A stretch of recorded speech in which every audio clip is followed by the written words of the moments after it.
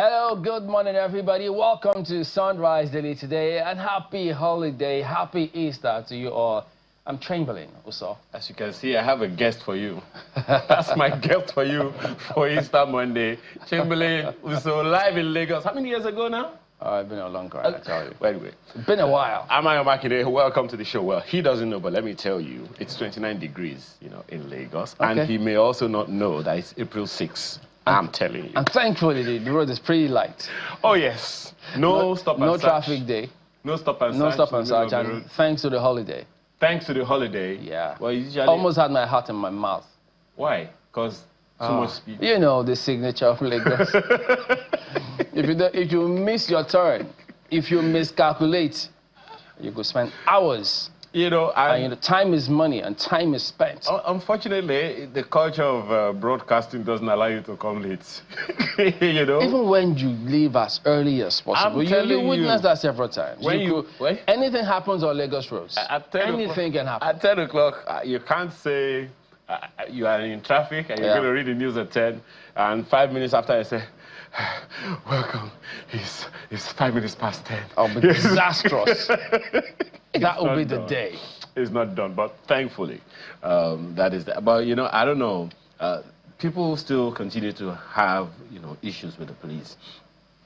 Well, there are many people who are excited about the new IGP and the magic that is expected of him. Okay. But, I keep going back. Yeah, I mean, the Police Act is there and everything. Every time we have opportunities to talk about our darling police, we talk about their welfare. Not just what they do, we're also interested in their welfare.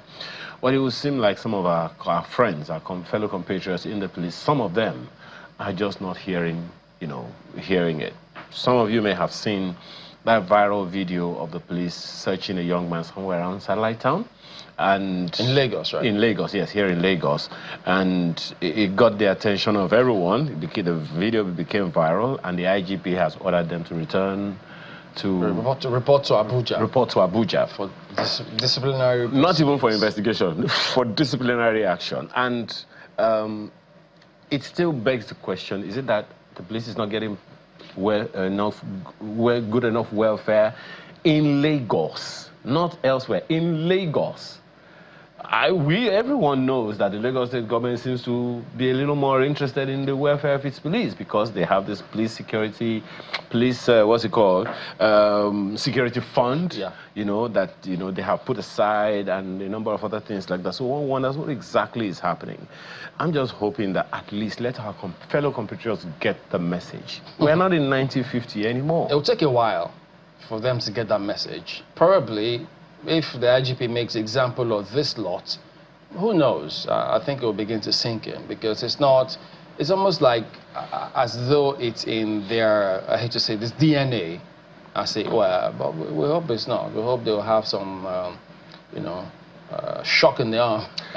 Chamberlain, it's taking... For them to get back to reality. It's taking too long to sink into their bloodstream, because we've been talking about this for a long time. There have been dismissals, there have been demotions in the police as a result of all of these activities, and here we are. Yeah. There are those who will point, by the way, to the recruitment process. Whether that is the issue or not, I guess that's another thing altogether. Okay, so let me speak to the visuals you see there. That's that Nigeria's security crisis, once again, forcing difficult questions about how the country is policed and whether the current structure is still fit for purpose. From repeated killings in parts of the Middle Belt to persistent attacks and displacement in several regions, the scale and spread of insecurity have continued to stretch the nation's security architecture. Now, a major proposal is on the table. The IGP, Tunji Disu, has submitted a comprehensive framework, and that's to the National Assembly, seeking establishment of state police with a phased rollout, new funding mechanisms, and safeguards aimed at preventing political abuse. Supporters argue decentralizing policing could improve response times and intelligence gathering at the grassroots. Critics, however, warn it could open the door to political misuse and further complicate an already fragile system. So, can state police realistically address Nigeria's deepening insecurity, or does the solution lie elsewhere? Well, joining us now to discuss this is Dennis Amakre, a former operative of the Department of State Services. He joins us virtually from the U.S. Good morning, Mr. Amakre. Thank you for coming on this morning. Good morning. Good morning. Yeah, and thanks for keeping up. It's pretty early there, so we appreciate you being up to talk to us on this matter today. So, let's get your perspective on this matter. I mean, even before your trip out, we saw this challenge that we face about this persistent terrorism, banditry, whatever names, however people describe it. And so with this proposal coming forth, he outlined different strategy in terms of how he likes to see this, even though we don't know if that will be adopted hook, line, and sinker, as it were. But what are your thoughts with his proposal at the moment? Thank you very much for having me. First of all, I have to congratulate the IGP, Tussle, for taking the bold step to even put this forward, you know, because we've been advocating for state police for more than 10 years, more than 20 years, I should say. But it has always been countered by the police itself, you know, the police, especially the IGs. So you find out that for him to now come forward and say that, let's go ahead, and then of course, bringing up those 8-man committee to look at the framework, I think it's a bold step and I congratulate him for it. But going down into what we have on table right now is that it is going to help, because we know that when law enforcement is taken to the grassroots, then it could be more effective. Right now, the colonial model that we've been following has not given us a very good result. But like you earlier mentioned in your opening remark, you know, the basic issue now is public distrust and whether they are going to do what they are supposed to do. So that's why this framework thing is becoming very, very important, where they have to write the laws to set it up. And during that framing of the law is where they have to really put it down in black and white, the limits of the police, the jurisdiction between the federal police and the state police, and the laws that they are supposed to enforce. And then training, and the serious training, and then reorientation, and then we're talking about, there are a lot of things involved. The pay, you know, you have to pay them properly. Because if you don't pay them, I was mentioning whether it's happening in Lagos. Of course, if you don't pay them well, it can happen anywhere. So you have to pay them well. Okay. And I think there are a lot of things involved. Well, he did outline in that proposal federal and state policing tier, the federal handling terrorism, interstate crime, while the state community policing and the likes. But we do know when 9/11 happened, you saw Homeland Security came up as a result of that, their response to it. We've been grappling with this terrorism for a while. Can anybody actually place a finger on how we responded, if not this stopgap measure almost all the time? And when he talks about federal tier handling terrorism, as it were, you just kind of wonder, okay, are they going to suddenly start? Because lots of people, not many, can tell you this is the terrorism bit, or this is how the police, as it currently is approaching this matter, because all many people know is that this is all the military are the ones handling all of these things. So are we missing something at that point? We're not. Actually, the military has no place in internal security, you know, because they were invited in, but right now it looks like, in fact, they are a permanent structure in the internal security framework we have. So I think what we have to do is to start easing out the military. Let them face what they have to face, which is the protection of the territorial integrity of Nigeria.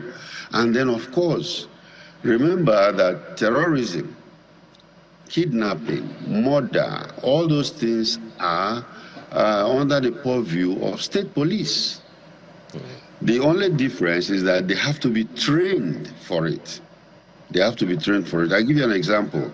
When there was a Nigerian airline that was hijacked from Lagos to Niamey in Niger Republic some years back, you know, it was the police, the strike force of the Niger government that went to, you know, rescue that plane right there on the tarmac in Niamey.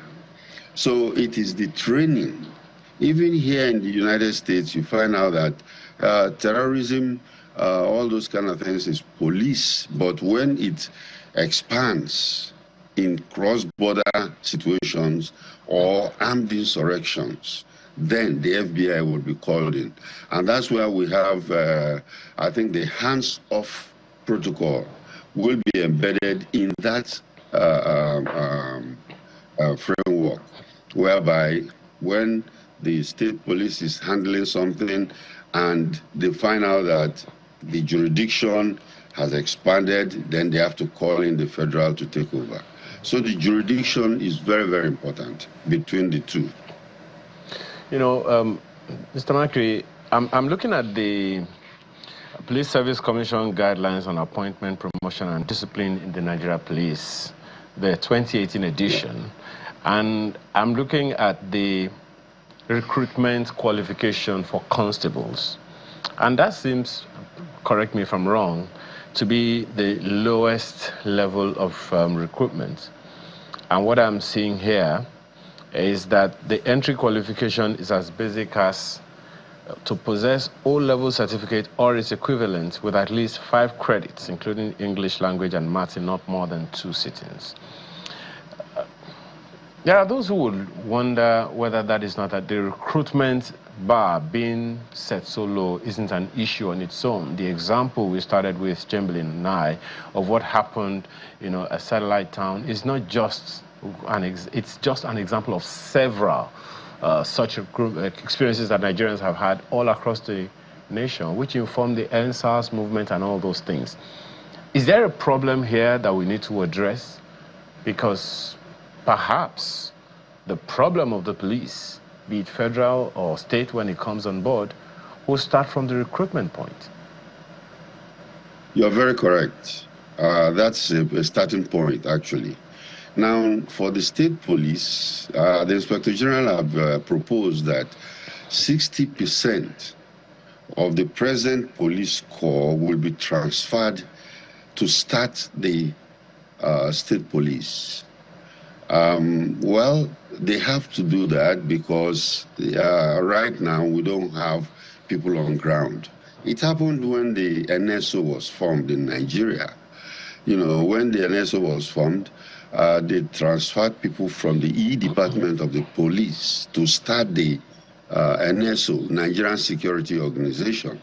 You know, and then of course gradually, after some years, they now, you know, brought in a bulk of graduates, you know, to take over from the people that started it, you know, and that's where we came in, when I joined myself. So they can do that process, but also remember, there is officer cadre and there are other ranks cadre. You know, the other ranks, like the school side they were talking about, and then of course the officer cadre, I think they could use what the NSO used, which was the university pipeline. The university pipeline is where they target graduating seniors from the universities, and then of course try to recruit them.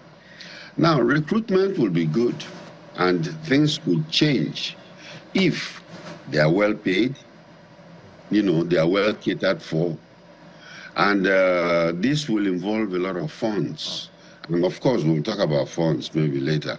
But you find out that we have to recruit these people directly, and you find out that the wider the minds of these officers are, the better, and the training that is given to them. Because right now you find out that some of them don't even understand law. Yeah, So Mr. how Michael, can you enforce? if I could just jump in, when you say Yes. 60% of the current force moved to the states, to set up, and you give that example. So, first, you have people who say, whoa, whoa, whoa, whoa, whoa. Is it the current one that I just raised concerns about? If they are the ones Yes. that will start up, you know what it is about foundation. If they have the wrong foundation, it might be difficult to uproot. Don't you see a scenario where states will say, thanks, but no thanks. Give us time, we will recruit our people afresh and give them the proper orientation. That's on the one hand. In addition to that, while you're responding, also comment on the fact that, assuming they were to go ahead with that 60%, is it going to be temporary or what, or how long? Like I said, it's going to be phased out. Those people that are starting the state police will be phased out. Because They get remember, back to the federal structure? No. They are going to retire. They are going to retire because, you see, when we are starting something like state police now, our proposal, original proposal, is that it should be brand new. In fact, start it with fresh graduates, reorient them, train them properly in their training schools, and then they could now start off what we are trying to achieve. If you bring the 60% that IGP Disu is proposing, you'll find out that, yes, they are going to, muddy the already muddy environment. So, like I said, training is very, very important. Reorientation is important. And then, of course, they are not going to play around with these guys, because if you don't stick to it, there will be a national minimum standard board, which is being proposed, of course, which will look at the police. And that is going to be in charge of discipline, salaries, promotions, and stuff like that. I'm still concerned. My apologies. I'm still concerned about the entry level, and I think that is it's a foundational concern. Another angle to that foundational concern is the point where it is also believed out there, you may or may not agree, that politicians call in political favors, and it could also happen in this state. In fact, perhaps even easier now. The bar is extremely low. School sats, credit in maths and English. I don't know if it is possible for those who pass maths and English to do what happened in Satellite Town. But that's where we are. Now, the bar is so low, and it is so much easier to call in political favors, but by politicians and all of that. So how do we pin that at this foundational level? Now, at this foundational level, you are very, very correct, because, see, that political intervention is what has, given the security agencies generally. I know what happened in the DSS. We are senators. We are bringing their candidates into the service. And then, of course, when the new DG came in there, he retired a lot of them. About 100 and something, I don't know the exact figure, but a lot of people were retired, because some of them are not amenable to discipline anymore. They believe that, yes, okay, Senator so and so sent me, so, I can do whatever I like. But you can't, because, you see, two things are very, very important. It's a disciplined organization, and, of course, an intelligence agency. They use intelligence in dealing with their jobs. So how can somebody, of course, we're talking of the basic recruitment level now is for officer corps should be bachelor's degree. The school site you're talking about will be for maybe other ranks, but for the officer corps, who are going to be intelligence analysts and investigators, or even interrogators. You should know law to know, to enforce the law. We wait, Mr.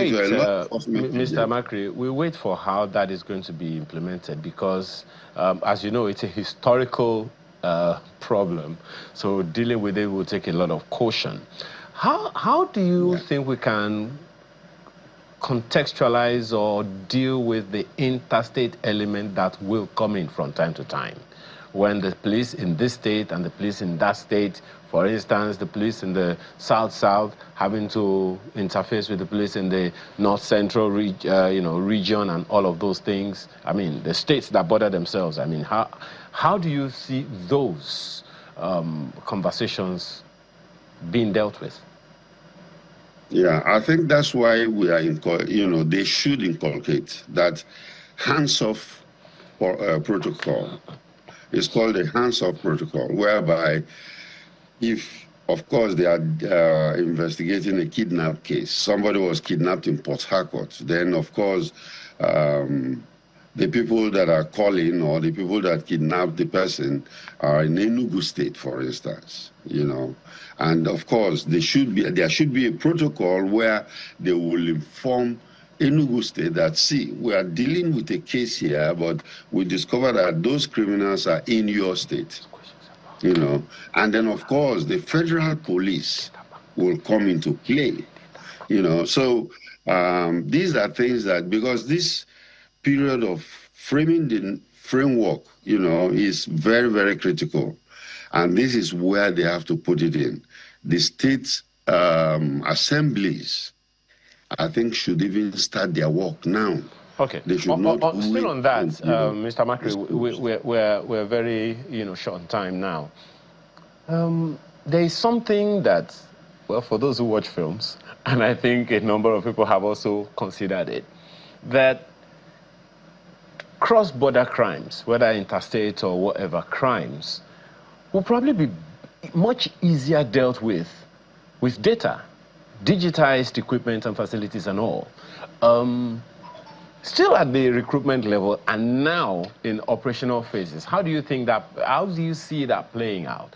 Right now, we're still dealing with the issues of how many Nigerians have NIN and all of those other data that's important. Do you see that being significant in dealing with the individuals, the criminals that foment trouble and that seem to be elusive? And what's the role of the officer in charge in the use of technology here? Yeah, well, right now, for your information, organizations like the DSS are going very techy. They are going technology backing for their operations. The new IGP himself has said it, that he wants to believe in intelligence-led policing. And that's going to be involving technology too. So I think they are going to spend a lot of money on technology. Like the DSS right now, and I think they are even building a database.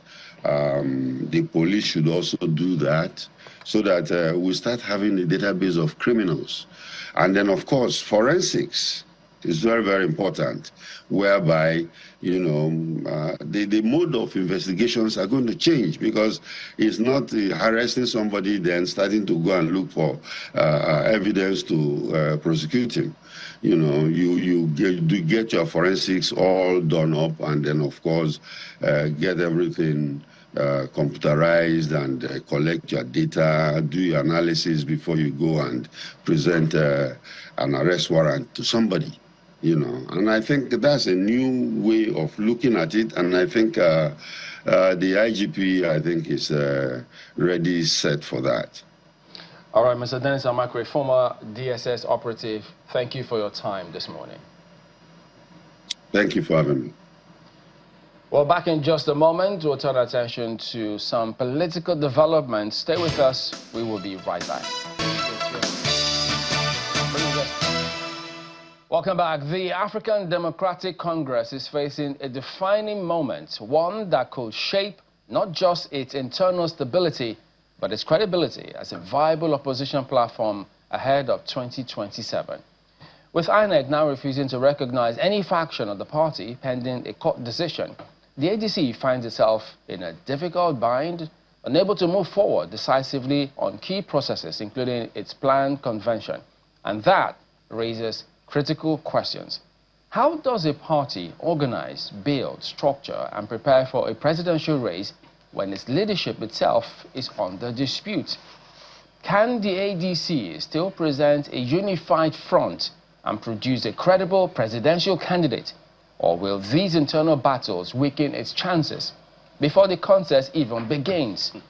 To discuss this, we're joined by Abayomi Rotimi, presidential aspirant of the ADC. Good morning. Thank you for coming on today. Thank you very much for having me. I know that some hearing me will say, presidential aspirant, Chamberlain, what are you talking about? Well, yes, maybe you should tell us. Yeah, well, to start with, my name is Abayomi Rotimi Mighty. Okay. You have to mention the mighty. The mighty part. Yes, yes, because it's a beautiful part of my story, and I really, there's something about it. And interestingly, it was about Nigeria, and that was what led to me bearing the name Mighty. You know, so that was in 1997. I made a speech talking about youth inclusion in governance and the panacea for African development in the new millennium. And this was about 3 years to the new millennium. So I was just 12 years old. So someone wrote, small in stature, but mighty in valor. And that was how I got the name Mighty. And of course, I made it official. And today I bear the name on all my official documents. So I am Abayomi Rotimi Mighty. Is that why you're taking on this mighty aspiration for the presidential candidate of your party?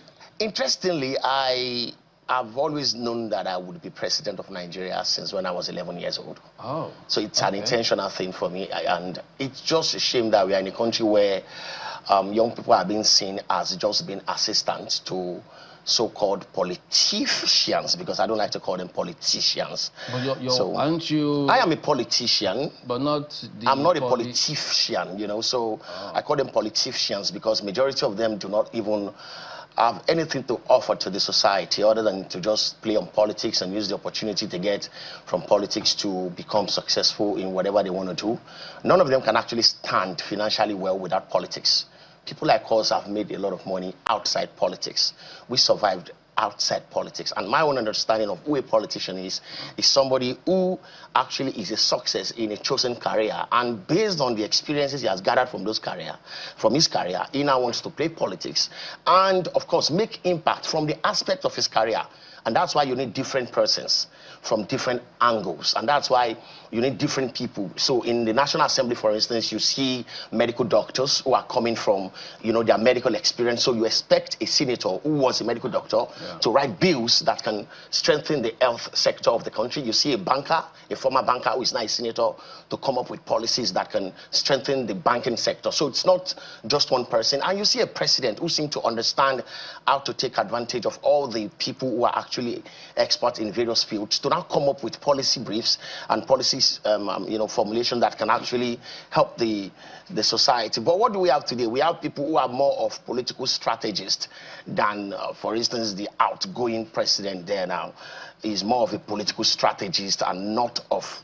I see what you did there. Outgoing. Yeah, it's an outgoing president. But, you know, it's a good thing that you said politicians without mentioning any name. No, I don't have to mention names. I'd have had to ask you to prove it. But one of the big questions anyone would want to ask you right now is, first of all, what informed you getting into politics at this time? And why the choice of ADC, despite all of this hullabaloo, so to speak?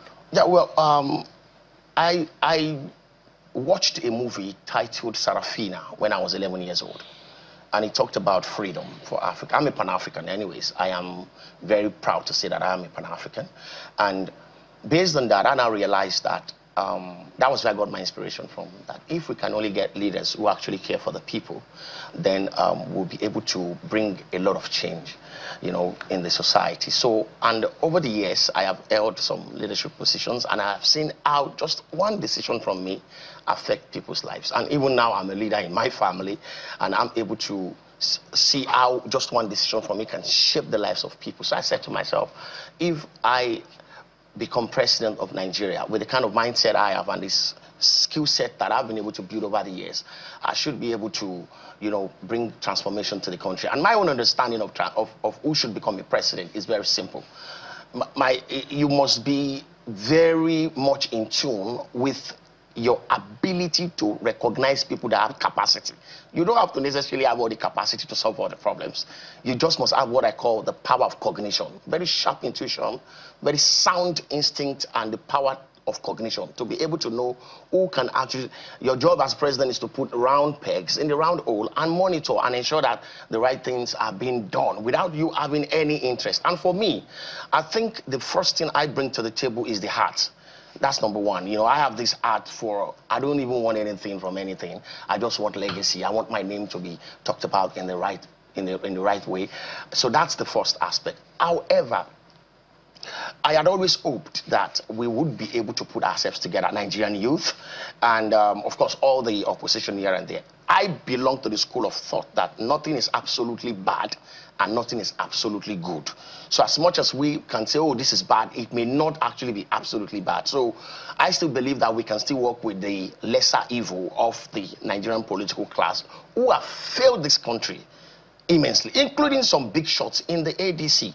So I was hoping that we, the Nigerian progressives, young people, can actually come together and form a very solid coalition. But along the line, I realized that a lot of our fellow youth, adults alike, who are also progressive and people of like minds, they seem to have different agenda. And to be very candid, we cannot take out President Tinubu with a divided front. We have to be united. If we're not united, we're deceiving ourselves. And that was why I joined the ADC. So he's not outgoing yet until you're able to pull together. If we don't put together a united front, I don't deceive myself. He's definitely going to have a clean slate next year. Okay. So how do you see that playing out? Yeah. Because what's playing out now was clearly unexpected. Yeah, to be very candid, very candid, sir, I would want to, I understand what's really going on. And if you look at the political nomenclature of 2026 compared to that of 2014,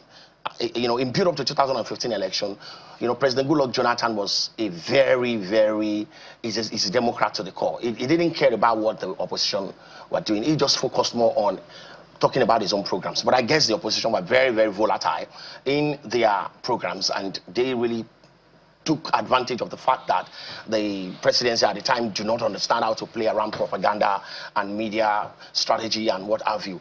And of course, the rest is history. Here we are. They were able to, how they managed to hoodwink Nigerians to believe that 1 naira was going to be equal to $1. That went far. And here we are. They actually, maybe what they meant spiritually was that $1 was going to become 1,400 naira. But they actually said 1 naira, $1. Nigerians bought it. I didn't buy it. I want Nigerians. Going forward, these guys were very volatile when they were coming in. And now that they are in power, they understood how they got to power. And they are actually fully on ground in terms of media. I'm going to give you an example. They are so very active in ensuring that no opposition is able to actually speak. Unfortunately for them, I put it this way, that sometimes you're very good at dribbling, you end up dribbling yourselves. And the APC are going to dribble themselves in 2027. There are a lot of things that are going on the ground, and we are not going to speak it out. But in the fullness of time, the idea whose time has come cannot be stopped. So it's definitely going to happen. I'm still a bit, you still haven't answered the question I asked, because right now it's like ADC versus INEC. And so every time I hear the ADC, for instance, talking about the APC influencing, it's like saying, in my family, I have a problem in my family, and Chamberlain is the one responsible for the problem I'm having in my family. I quite agree with you, because to be candid, there is a Yoruba adage that says that if the wall is not cracked, then the wall gecko is not going to get into it. So for me, I still want to blame the internal crisis of the ADC on the leadership style of those who are actually playing the coalition. Let's sit with that for a while. What's the style that is faulty? Because the thing that is happening right now in ADC happened in the PDP, happened in the LP. That's actually where I'm going. That's where I'm going. And it's the same dramatist personnel. And that's exactly what I'm trying to say here. That these so-called political leaders who are actually the frontliners of the so-called coalition, because very kindly I call it so-called. because that's not actually the coalition. Are you not part of it? If you hear what I said the other time, what I was hoping for was a total overhaul of the old political class. But by the realities of what we have now, that is like practically not possible. So we have to find a way to still align with these old classes and see how we can create a meeting point with, just to see that we create a meeting point. Because I will tell you the truth, one of the major problems Nigeria is facing is this.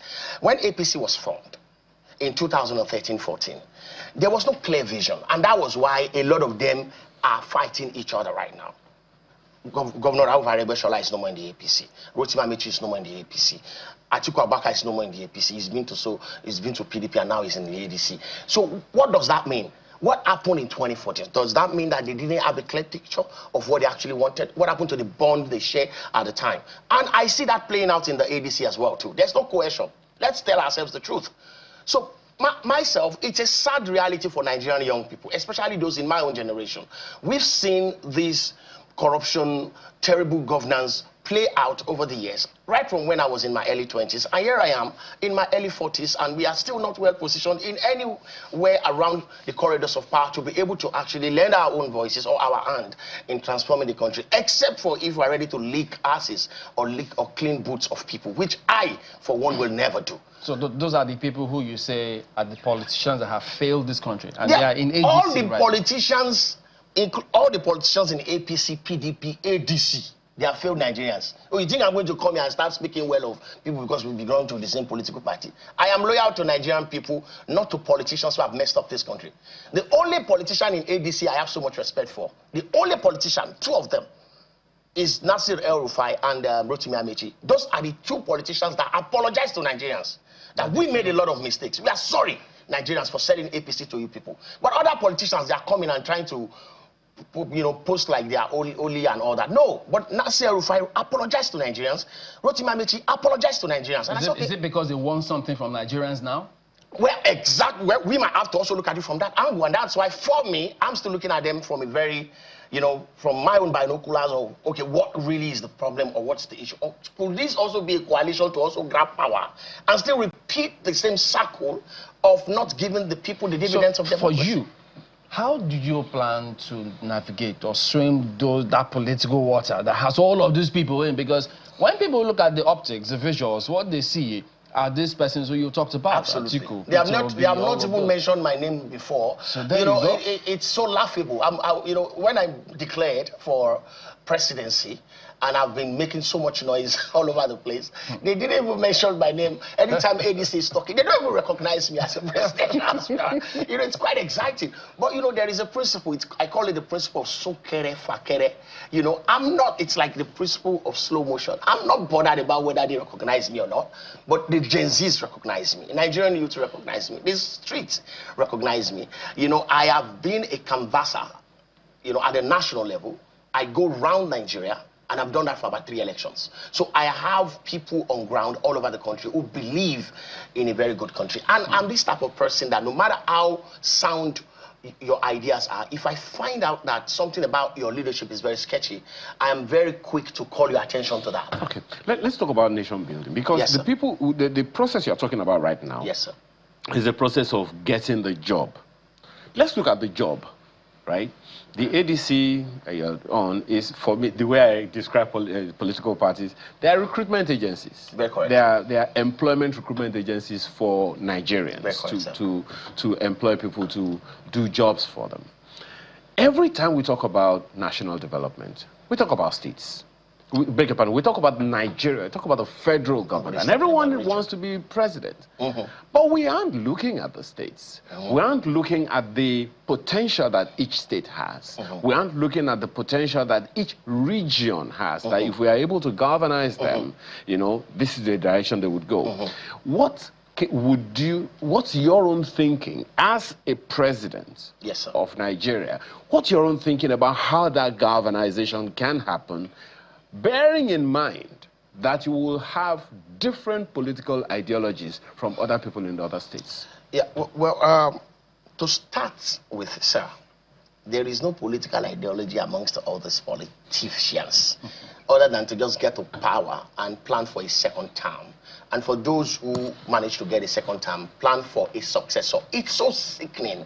I've worked closely with them. I'm a very intentional person. Just to understand how they think, I work closely with them. I won't mention names, but I dare any one of them to say that they don't know me. And I'll bring up pictures and videos of how we work together. I know them. When they win an election, I'm going to get back to your question. I'm only trying to tell you that there's no political ideology anywhere. And that's why I want to be president. To start with, I have 37 manifestos. 37. I don't have one. 37. One are the aims of our affairs, and 36 for others. I will take care of Abuja. Me and the Minister of FCT will work very closely to see what we can do in Abuja. But I have 36 other manifestos for each of the states, analyzing the strength of each state and the economic pathways we can follow. Not leaning on loan, but focusing on the potentials of each state. These are the documents I'm going to hand over to each of the governor, regardless of political party. Congratulations, Mr. Governor, for being governor of your state. This is my own manifesto for your state, and this is it. Whatever allocation we are given to the state, I would like to work closely with you and see how we can interpret this in your state. Even though they campaign based on their own manifesto. Even though they campaign based on their own manifesto, which is very vulgar. Many of them use AI to generate their write-ups. I know these people. We used to write for a lot of them. They don't have sense. The only sense they have to win election and all that. When they get to power, they begin to...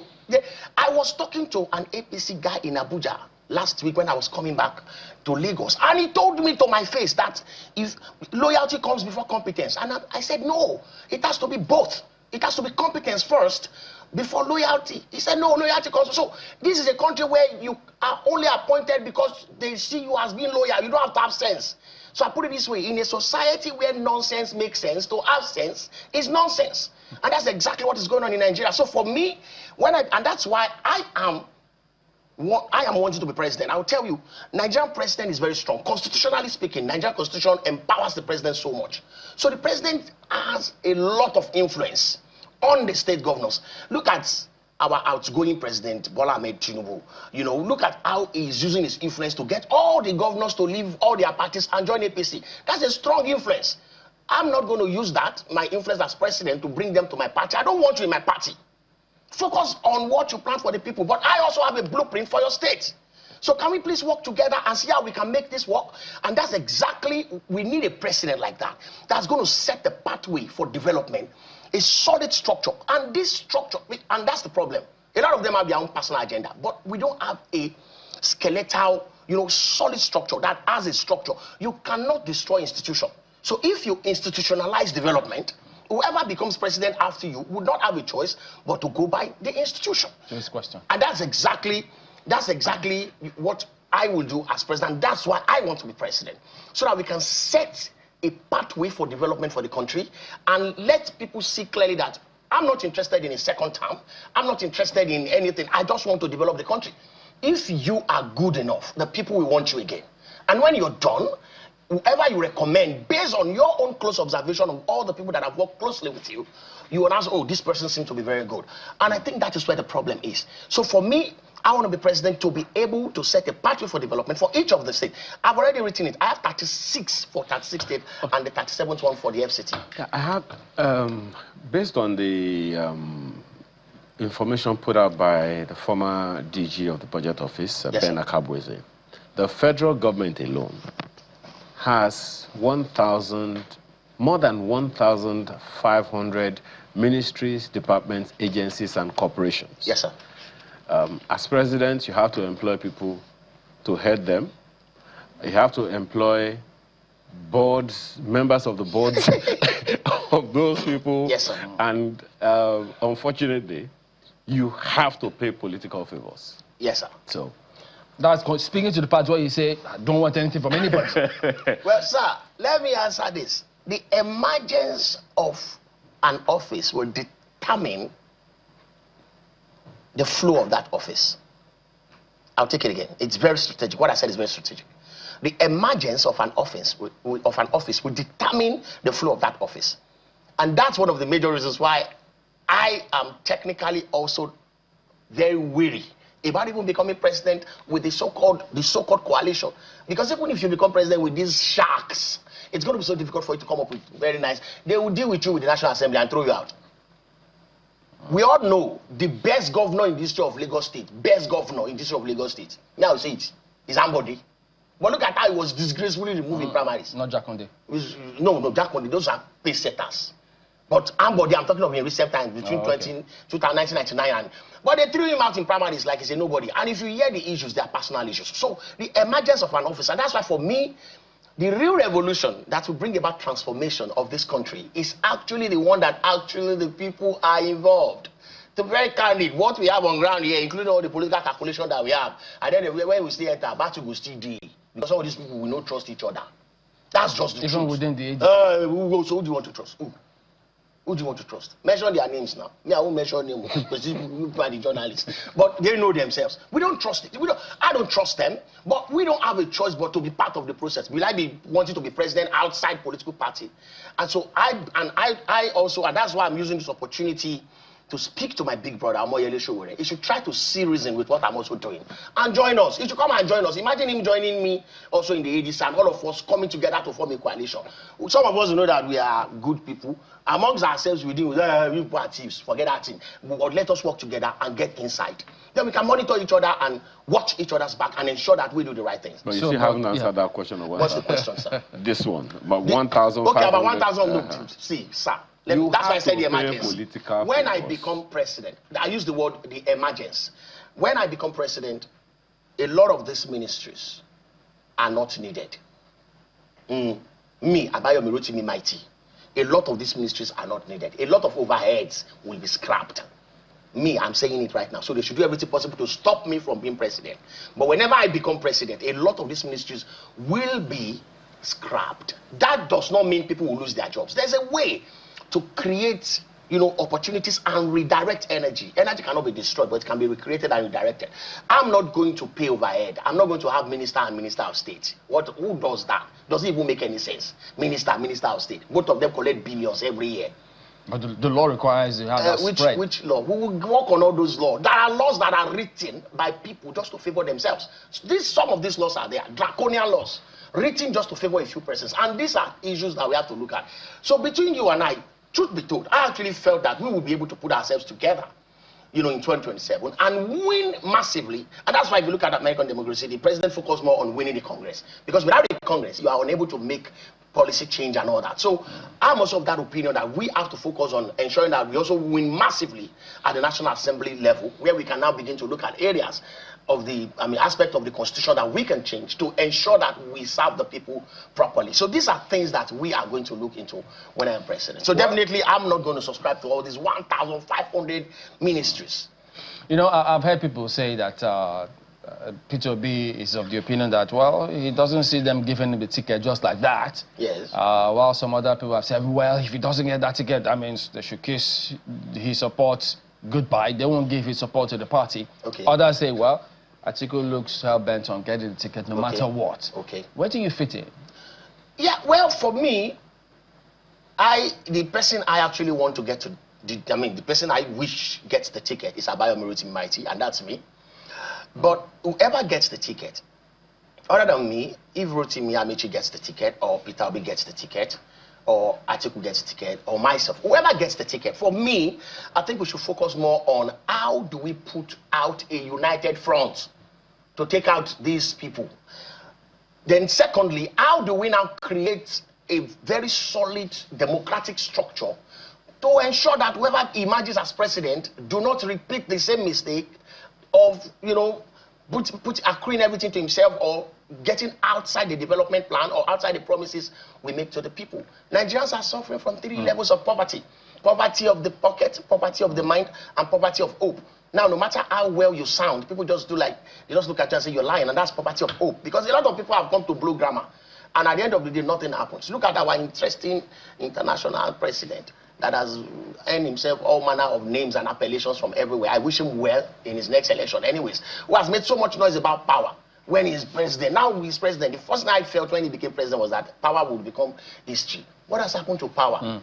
So what if in your party, when that time comes to your primaries, they tell you, hey, step down? I'm not stepping down. Beat me in the primaries. I'm not going to step down. For nobody? No. Beat me in the primaries. You beat me in the primaries. However, looking at this, the realities on ground, I'm not a desperate person, so to say. It depends on the level of conversation.